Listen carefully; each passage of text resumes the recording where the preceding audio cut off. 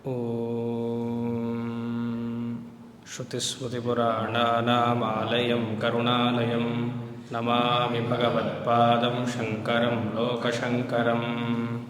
भज गोविन्दं गोविन्दं भज मूढमते। सम्प्राप्ते सन्निहिते काले नहि रक्षति डुक्रुन्करणे। कोऽहं कुत आयातः कामे जननी को मे तातः इति परिभावय सर्वमसारं विश्वं त्यक्त्वा स्वप्नविचारम्।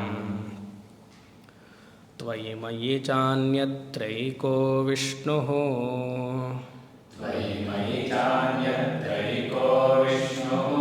व्यर्थं कुप्यसि मय्यसहिष्णुः।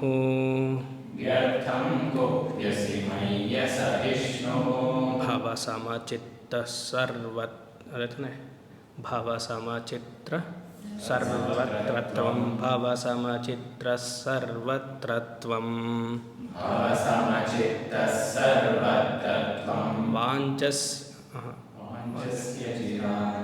ಅಲ್ಲ, ಇದು ಬೇರೆ, ಇದು ರೀಡಿಂಗ್. ಓಕೆ, ಅದನ್ನ ಮುಂದಿಂದು ಹಿಂದೆ ಬರಬೇಕಿದೆ ಅಲ್ಲಿ. ನೆಕ್ಸ್ಟ್ನೇದೇನಿದೆ ಕೊಡಿ. ಅದರದ್ದು ಎರಡನೇ ಬರಬೇಕು. ಅದು ಹೇಳಬೇಕು. ಅದೇ ತ್ವಯಿ ಮಯಿ ಚಾನ್ಯತ್ರೈಕೋ ವಿಷ್ಣು ವ್ಯರ್ಥಂ ಕುಪ್ಯಸಿ ಮಯ್ಯ ಸಹಿಷ್ಣು.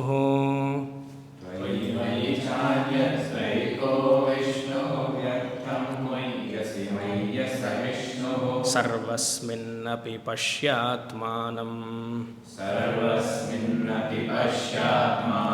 ಸರ್ವೋತ್ರುತ್ಸೃಜ ಭೇದಾಜ್ಞಾನಂ.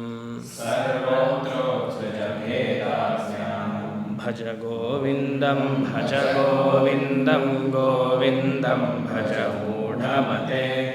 ಸಂಪ್ರಾಪ್ತೆ ಸನ್ನಿಹಿತೆ ಕಾಲೆ नहि रक्षति डुक्रुन्करणे.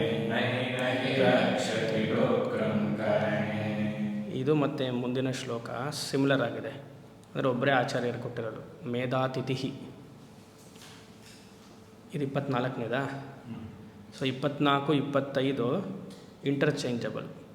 ಸೊ 3, 4ನೇ ಸಾಲು ಅಲ್ಲಿಗೂ ಹಾಕ್ಕೊಳ್ಬೋದು, ಇಲ್ಲಿಗೂ ಹಾಕ್ಕೊಳ್ಬೋದು. ಸೊ ಒಂದೇ ರೀಡಿಂಗ್ ಇರೋದ್ರಿಂದ, ಯಾಕಂದರೆ ಅದಕ್ಕೆ ಚೆನ್ನಾಗಿ ಹೋಲ್ಸತ್ತದು ಹಿಂದಿನ ನೆಕ್ಸ್ಟ್ ರೀಡಿಂಗ್. ಅದು ನೋಡ್ಬಿಡೋಣ ಒಟ್ಟಿಗೆ.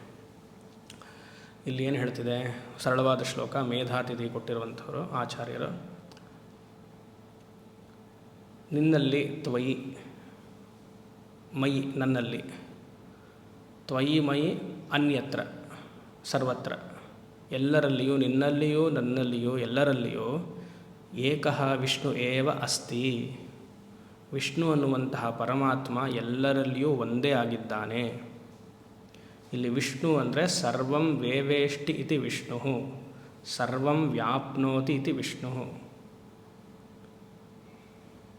ಎಲ್ಲರಲ್ಲಿಯೂ ಪ್ರತಿಯೊಂದು ಜೀವರಾಶಿಗಳಲ್ಲಿಯೂ ಒಬ್ಬನೇ ವಿಷ್ಣು ಇರುವಂಥ, ಅಂದರೆ ಒಬ್ಬನೇ ಪರಮಾತ್ಮ ಇದ್ದಾನೆ. ಒಂದೇ ಪರಮಾತ್ಮ ಇದ್ದಾನೆ ಅಂದರೆ ವಿಷ್ಣು ಮಾತ್ರ ಇದ್ದಾನೆ, ಶಿವನಿಲ್ವಾ ಅಂತ ಕೇಳಬಾರ್ದು. ನಮ್ಗೆ ಅದೇ ಥರ ತಾನೆ. ವಿಶ್ವಂ ವಿಷ್ಣು, ಇಡೀ ಜಗತ್ತೇ ಏನಪ್ಪ ಅಂದರೆ ವಿಷ್ಣುಮಯ. ಏಕೋ ವಿಷ್ಣು ಪೃಥಗ್ಭೂತಂ ಪೃಥನ್ನೇಕಶಃ ತ್ರೀನ್ ಲೋಕ್ಯಾನ್ ಭುಂಕ್ತೆ ವಿಶ್ವಭುಗವ್ಯಯ. ಒಂದೇ ವಿಷ್ಣು. ಮತ್ತು ಶಿವಸ್ವಾಮಿ, ಶಿವನೇ ವಿಷ್ಣು, ವಿಷ್ಣುವೇ ಶಿವ. ಅಮ್ಮನವ್ರ ಸ್ವಾಮಿ, ಅಮ್ಮನವರೇ ಶಿವ, ಶಿವನೇ ವಿಷ್ಣು, ವಿಷ್ಣುವರೇ ಅಮ್ಮ, ಅಮ್ಮನವರೇ ಗಣಪತಿ, ಗಣಪತಿಯೇ ಹನುಮಂತ. ಇವತ್ತು ಹನುಮನ್ ಜಯಂತಿನ ಯಾವುದೋ ಒಂದು ಕಡೆ ಜಾಗದಲ್ಲಿ ಹನುಮನ್ ಜಯಂತಿ ಇವತ್ತು ಮಾಡ್ತಾರೆ, ಆಂಧ್ರಲ್ಲ. ಹನುಮಂತ ಯಾರು? ರಾಮ ಯಾರು? ಹನುಮಂತ. ಲಕ್ಷ್ಮಣ ಯಾರು? ಲಕ್ಷ್ಮಣ ಯಾರು? ಸೀತಾ ಯಾರು? ಹನುಮಂತ ಯಾರು? ಗಣಪತಿ ಯಾರು? ಕಾಲಭೈರವ ಯಾರು? ವೀರಭದ್ರ ಯಾರು? ಶಿವ ಯಾರು? ದೇವಿ. ಕಾಮಾಕ್ಷಿ ಯಾರು? ಮೀನಾಕ್ಷಿ ಯಾರು?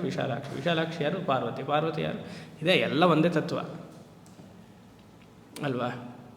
ಈ ವಿಷ್ಣುನ ಹೇಳ್ತಿರೋದಿಲ್ಲಿ. ಸರ್ವಂ ವ್ಯಾಪ್ನೋತಿ ಇತಿ ವಿಷ್ಣು.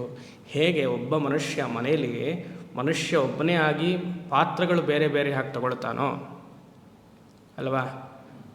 ನೀವು ಒಬ್ಬರೇ ಆಗಿರ್ತೀರ. ನೀವು ನಿಜವಾಗ್ಲೂ ಯಾರು ಅಂತ ಕೇಳಿದ್ರೆ ನೀವು ನನಗೆ ಗೊತ್ತಿಲ್ಲ ಸ್ವಾಮಿ, ನನ್ನ ಪಾಡು ಹೀಗಾಗೋಗಿದೆ ಅನ್ನಬಾರ್ದು. ನೀವು ಅಪ್ಪ ಯಾರಿಗೆ? ಮಗನ ದೃಷ್ಟಿಲಿ ನೀವಪ್ಪ, ಮಗಳ ದೃಷ್ಟಿಲಿ ನೀವಪ್ಪ. ಆದರೆ ನೀವೇ ಮಗ ಯಾರ ದೃಷ್ಟಿಯಲ್ಲಿ? ನಿಮ್ಮ ತಂದೆ ತಾಯಿ ದೃಷ್ಟಿಯಲ್ಲಿ. ನೀವು ಗಂಡ ಯಾರ ದೃಷ್ಟಿಯಲ್ಲಿ? ಅದು ಸರಿಯಾಗಿ ಹಾಕ್ಕೊಳ್ಬೇಕು, ಹೆಂಡತಿಯ ದೃಷ್ಟಿಯಲ್ಲಿ ಅಲ್ವಾ? ಆಮೇಲೆ ಉಲ್ಟಾ ಇದೆಲ್ಲ ರೋಲ್ ಚೇಂಜ್ ಮಾಡಿಬಿಡ್ಬಾರ್ದು. ಆದರೆ ನೀವು ಯಾರು ಅಂತ ಕೇಳಿದಾಗ ವಿಷ್ಣು, ನನ್ನಲ್ಲಿಯೂ ನಿಮ್ಮಲ್ಲಿಯೂ ಎಲ್ಲರಲ್ಲಿಯೂ ಆ ಪರಮಾತ್ಮನೇ ಇದ್ದಾನೆ. ಸ್ವಾಮಿ, ಭಗವಂತನಲ್ಲಿ ಜೀವನಲ್ಲಿ ಪರಮಾತ್ಮ ಇದ್ದಾನೆ ಸರಿ, ಭಗವಂತನಲ್ಲಿ ಪರಮಾತ್ಮನಲ್ಲಿ ಉಲ್ಟಾ ಹೇಳಬಾರ್ದು, ಜೀವ ಇದ್ದಾನೆ ಅಂತ ಹೇಳಬಾರ್ದು. ಜೀವನಲ್ಲಿ ಪರಮಾತ್ಮ ಇದ್ದಾನೆ, ಪರಮಾತ್ಮನಲ್ಲಿ ಪರಮಾತ್ಮ ಇದ್ದಾನೆ. ಅಲ್ಲಿ ಉಲ್ಟಾ ಹೇಳಿ ಜೀವ ಇದ್ದಾನೆ, ನಾನು ಇನ್ನೂ ಒಂದೇ ಅಂತಲ್ಲ. ಅಲ್ಲಿ ಒಂದೇ, ಈ ಥರ ಎಲ್ಲ ಒಂದಲ್ಲ. ಇವಾಗ ವಿಷ್ಣು, ನಮ್ಮ ಅರುಣಾಚಲೇಶ್ವರ ಕ್ಷೇತ್ರ ತಗೊಳ್ಳೋಣ, ಈಶ್ವರ ಇದೆ. ಆ ಈಶ್ವರ ಎಲ್ಲರಲ್ಲಿಯೂ ಇದ್ದಾನ ಅಂತಲ್ಲ, ಆ ಆಕಾರ ಅಲ್ಲ, ಆ ಚೈತನ್ಯ.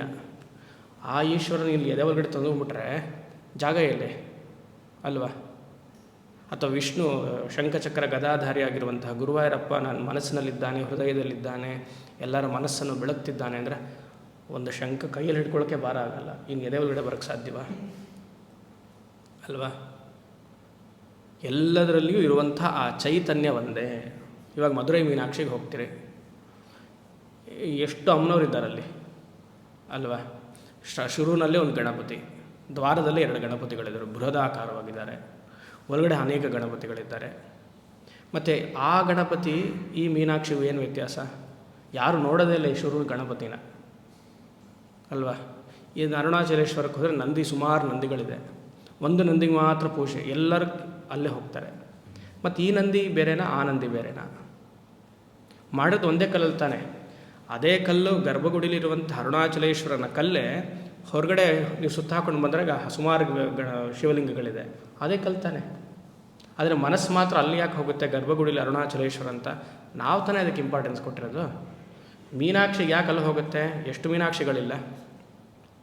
ಅದು ಪಿಳ್ಳೆಯಾರ ಪಟ್ಟಿಗೆ ಹೋದರೆ ಗಣಪತಿ ಹೊರಗಡೆ ಒಂದು ಗಣಪತಿ ಇದೆ, ಈ ಕಡೆ ಒಂದು ಗಣಪತಿ ಇದೆ, ಅದೇ ಸೇಮ್ ಕಲ್ತಾನೆ.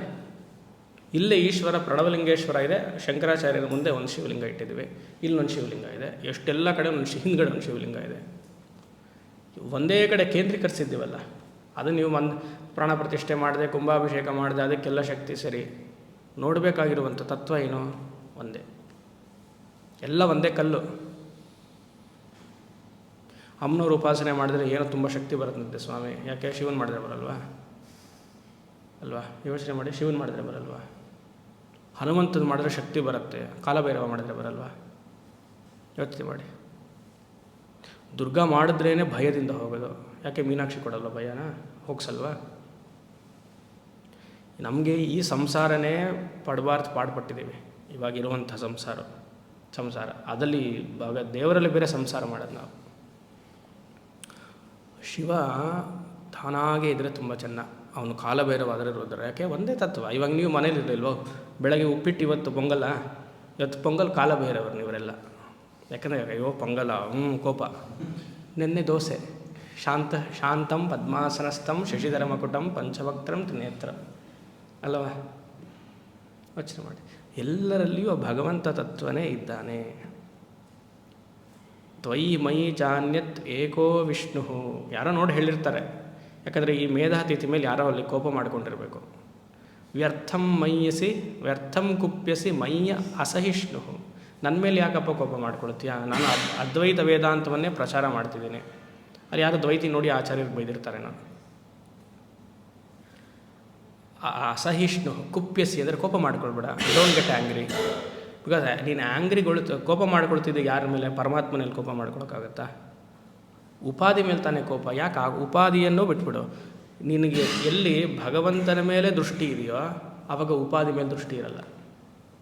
ಉಪಾಧಿ ಮೇಲೆ ದೃಷ್ಟಿ ಇದ್ದರೆ ಭಗವಂತ ಮರ್ತು ಹೋಗುತ್ತೆ ಅಲ್ವಾ? ಆ ರೀತಿಯಾಗಿ ಕೋಪ ಮಾಡ್ಕೊಳ್ಳೋ ಅವಶ್ಯಕತೆಯೇ ಇಲ್ಲ. ಕೋಪ ಮಾಡ್ಕೊಳ್ತಿದ್ದೀವಿ ಅಂದರೆ ಅನಾತ್ಮ ಪ್ರಪಂಚಕ್ಕೆ ತುಂಬ ಬೆಲೆ ಕೊಟ್ಟಿದ್ದೀವಿ ಅಂತ. ಕೋಪ ಮಾಡ್ಕೊಳ್ತಿಲ್ಲ ಅಂದರೆ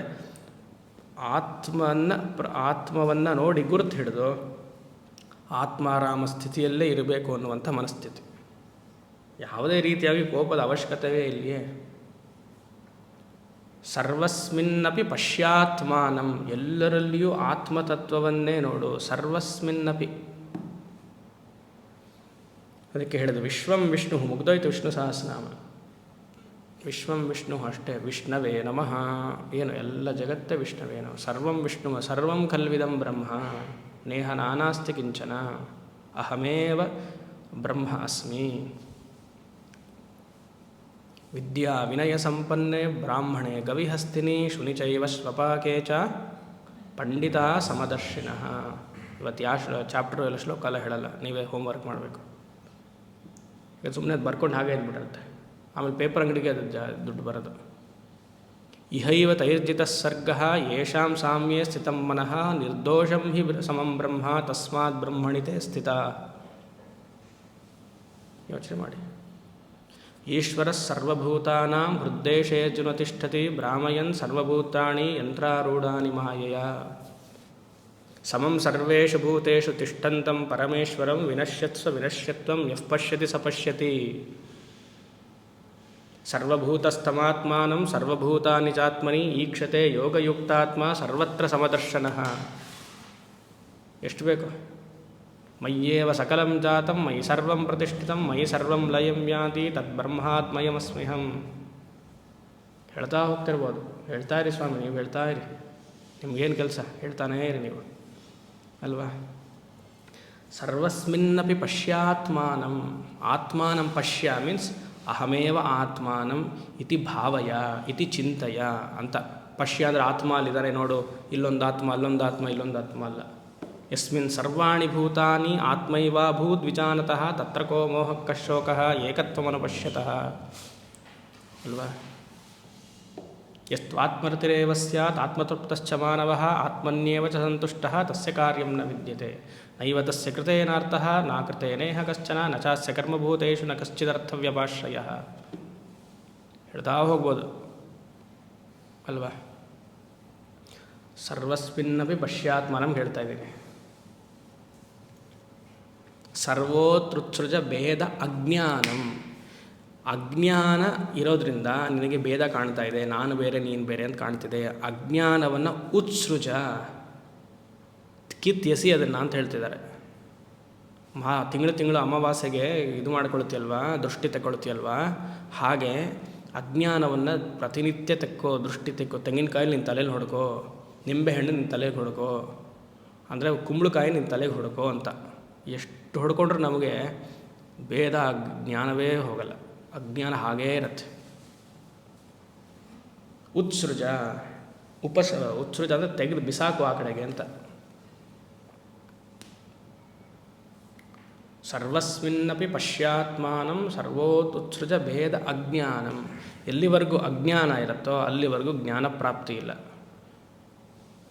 ಯಾವ ಅಜ್ಞಾನ? ನಾನು ದೇಹ ಮನಸ್ಸು ಬುದ್ಧಿ ಎನ್ನುವಂತಹ ಅಜ್ಞಾನವೇ ಸಂಸಾರಕ್ಕೆ ಕಾರಣ. ಇದು ಹಲವಾರು ಸತಿ ನೋಡಿದ್ದೀವಿ, ಅದಕ್ಕೆ ಇದು ಬೇಗ ಮುಗಿಸ್ಬೇಡ, ಸುಮಾರು ಸತಿ ಆಯ್ತಿದೆ.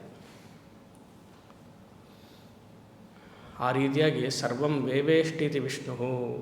ಇವಾಗ ನೀವು ಅಲ್ಲಿ ಸ್ಫಟಿಕ ಇಟ್ಟಿದ್ದೀವಿ, ಆ ಸ್ಫಟಿಕ ಎಷ್ಟು ಶುದ್ಧವಾಗಿದೆ, ಅದು ಹಿಂದ್ಗಡೆ ದೀಪ ಅದಕ್ಕೆ ಇಟ್ಟಿರೋದು. ನೀವು ಹಿಂದ್ಗಡೆ ಅಲ್ಲಿ ನೋಡಿದ್ರೆ ಕರೆಕ್ಟಾಗಿ ಫ್ಲೇಮ್ ಕಾಣುತ್ತೆ ಸ್ಫಟಿಕದಿಂದ, ಕಾಣುತ್ತಪ್ಪ ಆ ರಿಫ್ಲೆಕ್ಷನ್ಗೆ. ಅದೇ ಚೈತನ್ಯ. ಇವಾಗ ಮತ್ತು ಆ ಲೈಟ್ ಚೈತನ್ಯ ಅನ್ನಬಾರ್ದು, ಇದು ಎಕ್ಸಾಂಪಲ್ಗೆ ಫ್ಲೇಮ್. ಆ ಸ್ಫಟಿಕದಲ್ಲಿ ಎಷ್ಟು ಚೆನ್ನಾಗಿ ಕಾಣುತ್ತೆ ನೋಡಿ, ಆ ಧ್ಯಾನ ಮಾಡೋಕ್ಕೆ ಅದು ಎಷ್ಟು ಚೆನ್ನಾಗಿದೆ ಅದು. ಆ ರೀತಿಯಾಗಿ ಆ ಲಿಂಗ ಪ್ರತಿಯೊಂದು ಉಪಾಧಿ, ಆ ಉಪಾಧಿಯನ್ನು ಬೆಳಗ್ತಾ ಇರುವಂತಹ ಚೈತನ್ಯ ಅದು ಆತ್ಮ. ಅದಕ್ಕೆ ಧ್ಯಾನವನ್ನು ಹೇಳಿರೋದು. ಕಠೋಪನಿಷತ್ತಲ್ಲ ತನ್ನ ಅಂಗುಷ್ಟ ಮಾತ್ರ ಪ್ರಮಾಣಂ ಹಾಗೆ ಅಂತ. ಆ ರೀತಿಯಾಗಿ ಧ್ಯಾನ ಮಾಡ್ತಿದ್ರೆ ಚೆನ್ನಾಗಿರುತ್ತೆ. ಅಂದರೆ ಆ ಭಾವನೆ ಆ ರೀತಿಯಾಗಿ. ಇವಾಗ ಆ ಲಿಂಗವನ್ನೇ ಇಟ್ಕೊಳಕ್ಕಾಗತ್ತೆ ಹೃದಯದಲ್ಲಿ. I am meditating on Shiva. ಏನಾದರೂ ಲಿಂಗವನ್ನೇ ತೊಗೊಂಡು ಇಟ್ಕೊಳ್ತೀರಾ? I am meditating on Shiva. You have to meditate on ಶಿವತತ್ವ. ಶಿವತತ್ವ ಈಸ್ ನಾಟ್ ಡಿಫ್ರೆಂಟ್ ಫ್ರಮ್ ಆತ್ಮತತ್ವ. You and Shiva are one the same. Means Shiva as ಆತ್ಮ ಆ್ಯಂಡ್ ಯು ಆ್ಯಸ್ ಆತ್ಮ are one the same. Shiva as ಉಪಾಧಿ ಆ್ಯಂಡ್ ಯು ಆ್ಯಸ್ ಉಪಾಧಿ is different. Shiva as ಆತ್ಮತತ್ವ and you, ಅದಕ್ಕೆ ಆತ್ಮ ಪುಲ್ಲಿಂಗ, ಆತ್ಮತತ್ವಂ ನಪುಂಸಕಲಿಂಗ. ಅದಕ್ಕೆ ಆತ್ಮತತ್ವಂ ಅಂತ ಹೇಳಬೇಕು. ಇದೆಲ್ಲ ತಿಳಿಬೇಕು. ಇದೆಲ್ಲ ತಿಳಿದ್ರೆ ಮನಸ್ಸಿನಲ್ಲಿದ್ದರೇ ಧ್ಯಾನ ಮಾಡೋಕ್ಕೆ ತುಂಬ ಸಹಾಯ. ಇಲ್ಲ ಅಂದರೆ ಏನೋ ಧ್ಯಾನ ಮಾಡ್ತಿರ್ತೀವಿ ಬೇಡದೇ ಇರೋದನ್ನು. ಆ ರೀತಿಯಾಗಿ ಆ ಅದ್ವೈತಾಕಾರವಾದ ಆ ಬ್ರಹ್ಮಾಕಾರವಾದ ವೃತ್ತಿಯನ್ನು ಬೆಳೆಸ್ಕೊಂಡ್ರೆ ಈ ಭೇದ ಅಜ್ಞಾನ ಹೊರಟೋಗುತ್ತೆ. ಭೇದ ಅಜ್ಞಾನ ಆಚೆ ಕಿತ್ತು ಬಿಸಾಕುವಂಥ ಮೇಧಾತಿಥಿಯ ಉಪದೇಶ.